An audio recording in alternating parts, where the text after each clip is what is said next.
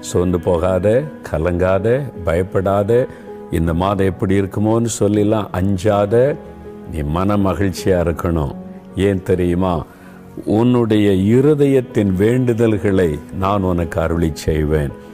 உள்ளத்தின் ஆழத்திலிருந்து எனக்கு இது நடந்தால் நல்லது, ஆண்டவர் இப்படி செய்தால் நல்லது, எனக்கு இந்த வாசல் திறந்தால் நல்லது, இந்த காரியத்தில் இப்படி ஆண்டவர் செய்யணுமே, நீ உன் இருதயத்தின் ஆழத்திலிருந்து நீ வேண்டுதல் செய்கிறாய் அல்லவா?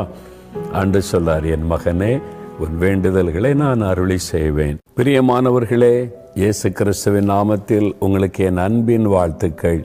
நாம் இந்த உலகத்தில் வாழக்கூடிய மனிதர்கள். ஆகவே நம்முடைய நம்பிக்கை இயேசு கிறிஸ்துவின் மேலே வைத்து ஆண்டவர் என்ன சொல்லுகிறார் என்பதில் நம்ம கவனம் செலுத்துகிறோம்.